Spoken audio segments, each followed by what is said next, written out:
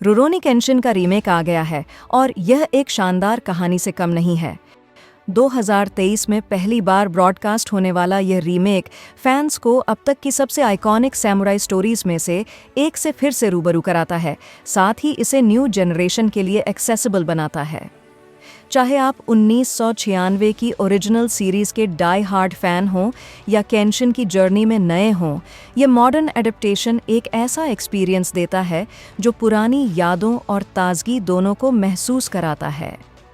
इस रीमेक का एक सबसे स्टैंड आउट एस्पेक्ट इसका शानदार एनिमेशन है।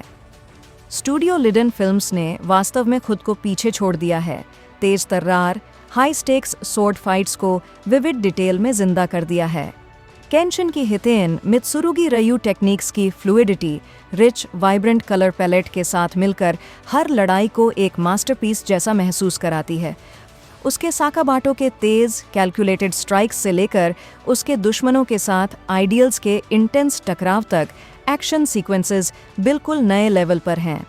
लेकिन रुरोनी केंशिन सिर्फ एक्शन के बारे में नहीं है।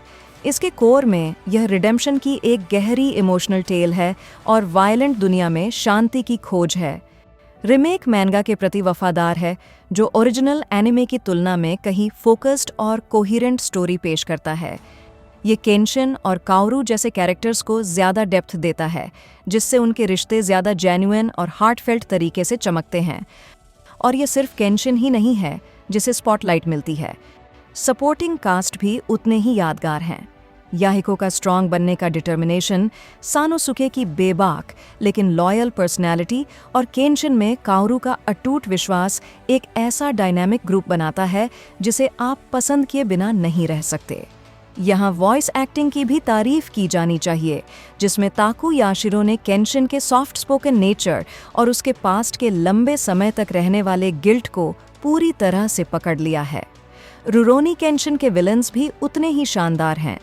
जिन्ही की अनसेटलिंग प्रेजेंस, कानरियों की लालच से भरी स्कीम्स और सईतो हाजिमे का आइसी जस्टिस ड्रिवन डिमीनर हर एक केंशिन को यूनिक तरीके से टेस्ट करता है। रीमेक सुनिश्चित करता है कि ये कैरेक्टर्स पहले से कहीं ज़्यादा खतरनाक लगे, जिससे हर एनकाउंटर का जोखिम बढ़ जाता है।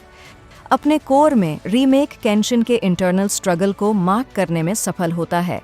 इनफेमस हितोकिरी बत्तोसाई के रूप में अपने पास्ट के लिए प्रायश्चित करने की उसकी इच्छा और फिर कभी न मारने का उसका वदा। यह डुअलिटी उसे एनिमे में सबसे कंपेलिंग प्रोटैगनिस्ट्स में से एक बनाता है और रीमेक उसकी जर्नी के इमोशनल वेट को तलाशने से नहीं कतराता है। रीमेक की पेसिंग एक्शन और शांत कैरेक्टर ड्रिवन मोमेंट्स के बीच एक बढ़िया बैलेंस बनाती है।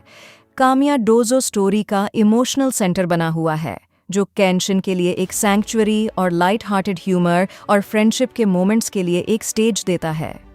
अब इसकी तुलना 1996 की ओरिजिनल सीरीज से कैसे की जा सकती है, जहां ओरिजिनल फैंस के दिलों में एक स्पेशल जगह रखता है। रीमेक को मॉडर्न प्रोडक्शन क्वालिटी और नोबुहिरो वात्सुकी के मैंगा के काम से फ़ायदा मिलता है। हालांकि ओरिजिनल की डार्कर टोन और स्लोवर पेसिंग के फैंस को इसके कुछ यूनिक चार्म की कमी महसूस हो सकती है।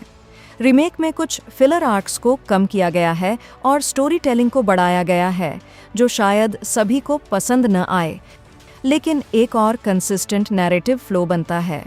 अंत में रुरोनी केंशिन रीमेक एक जीत है। स्टनिंग विजुअल्स, एक्सेप्शनल वॉइस के काम और एक डीप एंगेजिंग स्टोरी के साथ यह अपनी खुद की आइडेंटिटी बनाते हुए ओरिजिनल की लेगेसी का सम्मान करता है। चाहे आप केंशिन की दुनिया में फिर से जा रहे हों या पहली बार उसमें कदम रख रहे हों, यह रीमेक एक मस्ट वॉच है। आपको रुरोनी केंशिन रीमेक कैसा लगा? हमें नीचे कमेंट्स में बताएं और ऐसे एनिमे रिव्यूज़, रिकैप्स और रिकमेंडेशंस के लिए सब्सक्राइब करना न भूलें।